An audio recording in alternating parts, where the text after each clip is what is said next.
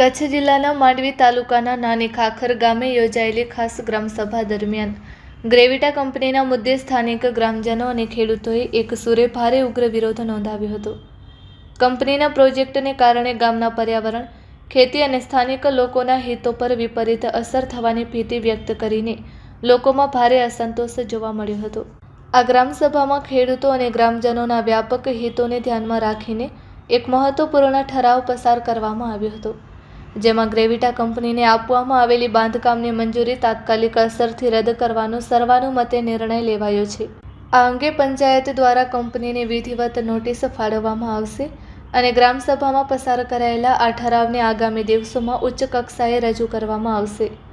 સ્થાનિક લોકો અને ખેડૂતોનું સ્પષ્ટ કહેવું છે કે ગામના હિતમાં યોગ્ય નિર્ણય લેવાય તે અત્યંત જરૂરી છે અને જો આવનારા સમયમાં પ્રશાસન દ્વારા ગ્રામજનોની આ માંગણીઓ પ્રત્યે યોગ્ય ધ્યાન આપવામાં નહીં આવે તો ગાંધી ચિંધ્યા માર્ગે ઉગ્ર આંદોલન કરવામાં આવશે। આ મહત્વપૂર્ણ ગ્રામસભામાં નાની ખાખર ગામના ભાઈઓ, બહેનો, ખેડૂતો અને સામાજિક આગેવાનો મોટી સંખ્યામાં ઉપસ્થિત રહ્યા હતા। આજે જે ગ્રામસભાનું આયોજન હતું તે ગ્રેવિટા કંપની જે આવે છે નાની ખાખરની સીમમાં, તે વિરુદ્ધનો પહેલા ગ્રામસભામાં ઠરાવ થયો હતો 5/6 એ ઠરાવ એવો હતો કે કંપનીને કોઈ પણ એનઓસી કે બાંધકામનું પરવાનગી ન મળવી જોઈએ। એના પછી સામાન્ય સભાનો ઠરાવ થયો જે ગ્રામસભાને અનુલક્ષીને કે ગ્રામસભાનો ઠરાવ સર્વમાન્ય રાખીને સામાન્ય સભાનો ઠરાવ થયો। એ ઠરાવ ટીડીઓમાં જમા કરવામાં આવ્યો તો પછી ટીડીઓ સાહેબ તરફથી એવું કહેવામાં આવ્યું કે તમે કોઈ ટેકનિકલ કારણ દર્શાવ્યા નથી। હવે સામાન્ય સભા જે ટેકનિકલ કારણ નથી દર્શાવ્યા, સામાન્ય સભાએ સપોર્ટ કર્યો છે ગ્રામસભાને। હવે બધાને ખબર છે ગ્રામસભા સર્વોપરી છે, તેમ છતાં ટીડીઓ શ્રીએ એવો હુકમ કરવામાં આવ્યો કે તમે સામાન્ય સભાનો ઠરાવ રદ કરીને કંપની પાસેથી જે કંઈ બી તમારે વસૂલી કરવાની હોય એના પછી બાંધકામની પરવાનગી આપો। હવે આ સીધી રીતે સામાન્ય સભાને ચેલેન્જ, ગ્રામસભાને ચેલેન્જ થયો।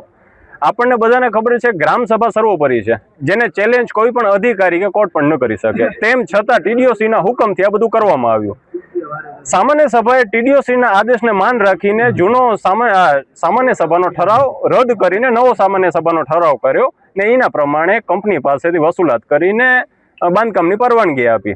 હવે એના અનુલક્ષીને જે પરવાનગી આપી એના વિરુદ્ધમાં આજે ગ્રામસભા યોજાણી છે, જે કંપનીને બાંધકામની પરવાનગી આપી દીધી છે તે રદ કરવા બાબત, તેમજ આગામી દિવસોમાં આ કંપની કે આના જેવી કોઈ પણ પ્રદૂષણકારી કંપની નાની ખાખર કે આજુબાજુના 15 કિલોમીટર દાયરામાં એવી કંપનીને કોઈ પરવાનગી ન મળે, કોઈ એનઓસી ન મળે કે કોઈ મંજૂરી ન મળે, એવી ગ્રામસભામાં સર્વાનુમતિએ ઠરાવ પસાર કરવામાં આવ્યો છે। કામ હમણાં એમને પરવાનગી બાંધકામની લીધી છે, ટીડીઓસીના હુકમથી જે પરવાનગી દેવામાં આવી છે એના પ્રમાણે, પણ હકીકતમાં આ જે મંજૂરી લીધી એના પહેલા ઓલરેડી એમનું કામ ચાલુ થઈ ગયું હતું।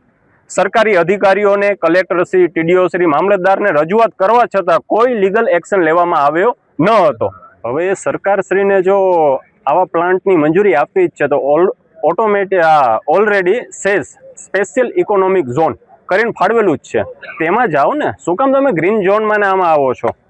ત્યાં જવાનું મોટામાં મોટું કારણ, ત્યાં નથી જવાનું મોટામાં મોટું કારણ એ છે કે ત્યાં અદાણીએ એકરના 3 કરોડ ઉપર ભાવ કરી નાખ્યા છે।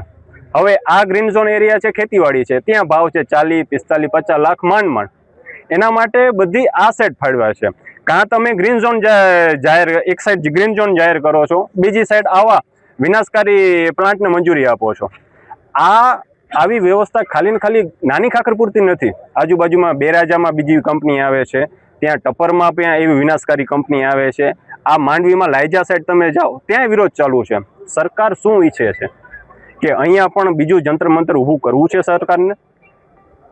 બીજું કે આજે જે અમે આની પહેલા 2 ઠરાવ કર્યા, આજે 3જો ઠરાવ થયો, તેમ છતાં કોઈ બી સરકારી અધિકારીનો કંઈ ફેવર આવ્યો નથી।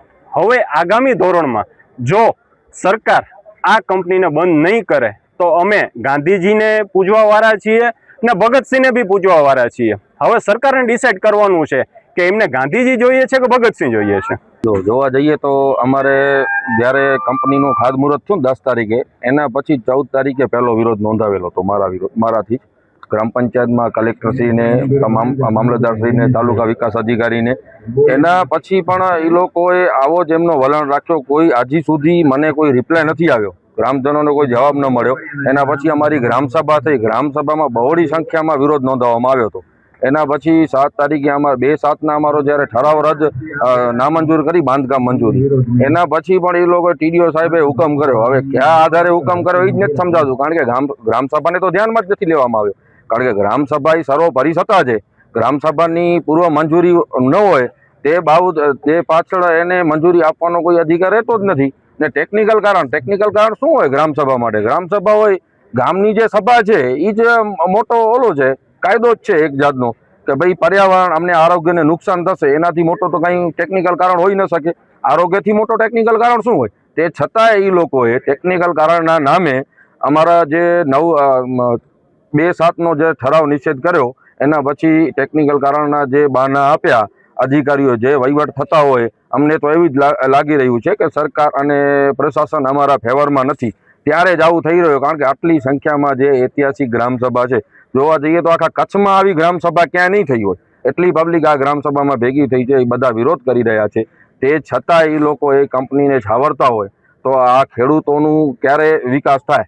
અમને કોઈ વિકાસના અમે વિરોધી નથી, પણ આવો વિનાશ અમને નથી જોઈતો જે અમારી ખેતી અને અમારી આજીવિકાને છીનવી લે. અમારા ગ્રામસભામાં આજે નિર્ણય લેવામાં આવ્યો છે કે અમારો જે રેવન્યુ એરિયા છે એના 15 કિલો રેવન્યુ એરિયા, એના સિવાય અમારા આજુબાજુનો જે પ્રદૂષણ અમને લાગુ પડે એવા એરિયાને અમે ગ્રામસભા દ્વારા ગ્રીન ઝોન જાહેર કરવામાં આવ્યો છે. આવા કોઈ પણ પ્રદૂષણકારી એકમો અહીંયા ન સ્થાપિત થાય એના માટે આજે ગ્રામસભામાં ઠરાવ કરવામાં આવ્યો છે. ને આજે આપણે જોવા જઈએ તો હમણાં જ 3-4 દિવસ અગાઉ કચ્છ મિત્રમાં આવ્યું હતું મુંદ્રાનું કે બાગાયત ખતમ થઈ રહ્યું છે, તો અમારું તો બધાથી સારામાં સારું બાગાયત છે. હવે તમને એટલું ધ્યાન નહીં હોય કદાચ, નાની ખાખરમાં જે બાગાયત છે ને એ માંડવી તાલુકામાં અને મુંદ્રા તાલુકામાં એવું બાગાયત ક્યાંય નથી. આ બાગાયત એટલું સુધર્યું છે કારણ કે નર્મદાના નીર છે, પણ આવું બધું પ્લાન્ટ આવશે તો અમારું બાગાયત ખતમ થઈ જશે. તો અમે કરશું શું? બાગાયત ઉપર અને ખેતી ઉપર તો અમે જીવી રહ્યા છીએ. અમારું ખેતી જ નષ્ટ થશે તો અમારા કારણે બીજો કંઈ વિકલ્પ રહેતો જ નથી. ને આગામી આ ગ્રામસભામાં આજે નિર્ણય લેવામાં આવ્યો છે બહોળી સંખ્યામાં કે આવી કંપનીને અમે કોઈ જાતની મંજૂરી નથી આપતા, ને ઠરાવ પણ જે થયેલો છે મંજૂરીનો સામાન્ય સભાનો દબાણ હેઠળ એ રદ કરવામાં આવશે. અમે કલેક્ટરશ્રીને રજૂઆત કરશું એ ઠરાવ આપીને, ને આગામી અમને જરૂર પડશે તો અમે હાઈકોર્ટમાં પણ આ કંપનીને ચેલેન્જ કરવા જશું. હું એ જ કહીશ, કેમ કે મારી ગામની એકતા છે. આ સંગઠન શક્તિ દ્વારા મને સંપૂર્ણ 100% વિશ્વાસ છે કે આ કંપનીનો વિરોધ તો અમે રમતા રમતા કરી લેશું અને કંપનીને અટકાવી શકીશું અને કંપની જરૂર બંધ થશે. સંગઠન એ જ શક્તિ છે. તો નાની ખાખરના ગ્રામના લોકોને મારી એ વિનંતી છે કે આપણી સંગઠન શક્તિ જાળવી રાખીશું અને આપણી સમજણ છે. ઘણીવાર છે ને ખોટી સહીઓ લેવામાં આવે છે આ કંપની માટે, આ તો ધાક ધમકીઓ કરાવવામાં આવે છે. તો મારી અહીંયાથી અપીલ છે કે કોઈને ખોટી ધાક ધમકી નહીં કરો. અમે અહીંયા જે ભેગા થયા છે એ પણ અમે છે ને બધાય સ્વેચ્છાએ ભેગા થયા છીએ. તો આવી જ રીતે સ્વેચ્છાએ જે છે એક ઈચ્છે કે કંપની ભાઈ ગામના વિકાસ માટે છે, તો બીજું બી એનો મધ્યમ માર્ગ આપણે કાઢી શકીએ છીએ ને. શૈક્ષણિક સંકુલ ઊભું કરો. મોદી સરકાર મહિલા સશક્તિકરણની વાત કરે છે, તો મહિલા સશક્ત થાય એ માટેનું મહિલા સંકુલ બનાવો, એમને બી રોજગાર મળશે અને આપણા ગામને બી ફાયદો થશે. અને આ જ વસ્તુ ગામ જે નથી ઈચ્છતું, ગામનો સપોર્ટ નહીં હોય તો આ કંપની લોસમાં જ ચાલવાની છે. એને અહીંયાના મજૂરો નહીં મળે, અહીંયાથી કામ નહીં મળે. એની જ જગ્યાએ જે છે એ કંપની ખાલી પોતાનો એક જે એનો ઓબ્જેક્ટિવ છે એ બદલી નાખે, એનું કાર્યક્ષેત્ર બદલી નાખે, તો કંપનીને બી ફાયદો છે ને ગામને બી ફાયદો છે. મૌન ધારણ કરી લેતા હોય તો એમનો બી વાંક નથી. અધિકારીઓ પર ખોટો પ્રેશર નાખવામાં આવે છે અને ઘણીવાર જે છે વોટ બેંક માટે અધિકારીઓને દબાવવામાં આવતા હોય તો અધિકારીઓ પણ દબાઈ જાય છે. પણ હું કહું છું કે શું કામ દબાવો છો? જો ધર્મ છે, સત્ય છે, તો એની સાથે ભગવાન છે, તો તમે એ જે છે આવાના કેટલાના શ્વાસ રોંધશો, કેટલાના બાળકો મળશે, શું કામ મૌન ધારણ કરો છો? તમારું એકનું મૌન કેટલા બધા લોકોનું મૃત્યુ થઈ શકે છે. 10 વર્ષ પછી જે છે અમારા બાળકો નહીં જીવે તો ત્યારે તમને થશે તમે અધર્મના માર્ગે ચાલી રહ્યા છો. તો આ અધર્મ તમારો રોકી દો. તમારા એકનું મૌન, કદાચ એવી નોકરીને હું તો કહું છું કે જરૂર હોય ને તો નોકરી પણ પડતી મૂકો. સરકારશ્રીને હું એ જ નમ્ર નિવેદન કરીશ કે આનો મધ્યમ માર્ગ કાઢે, એમને કંપનીને રોજગારી મળે. મારો કંપની સાથે કોઈ વ્યક્તિગત વિરોધ નથી. એની જગ્યાએ જે અમારા ગામની એવી ઘણી બધી ઉણપ છે, મહિલા સશક્ત કરવા મહિલા સંકુલ ખોલે, શૈક્ષણિક સંકુલ ખોલે, અન્ય કોઈ પણ ખોલે, એની સાથે ગામ જે છે એ મદદ કરવા બી આવશે. શું કામ નહીં આવે? પણ તમે ગામની વિરુદ્ધ જઈ ગામનું માનવ સંસાધન, ગામનું જે પર્યાવરણીય સંસાધન ખોરવો છો તો અમારો વિરોધ છેલ્લે સુધી રહેશે.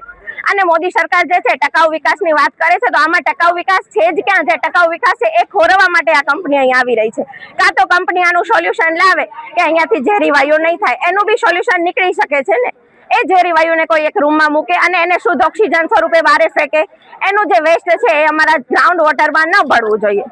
એને કંપની સોલ્યુશન લાવે, એ અમને લેખિતમાં આપે, એ પણ નથી કરતી. ઘણીવાર કંપનીઓ આવી રીતે આપી દેતી હોય ને પછી જે છે કઈ લેખિતમાં લખી દે છે, પછી સોલ્યુશન નથી આવતી. આવી ગયા પછી અમારું શું? એટલે મારું છે બધા ગામ વતી એ જ છે કે આ કંપની અમને નથી જોઈતી. આની જગ્યાએ બીજું શૈક્ષણિક સંકુલ લાવો, બીજું કઈ બી લાવો. ગામને નુકસાન ન થવું જોઈએ. અમારું પર્યાવરણીય ધન, અમારું પશુધન, અમારું જે આ છે માનવીય ધન, એ અમારું ખોરવાવું ન જોઈએ.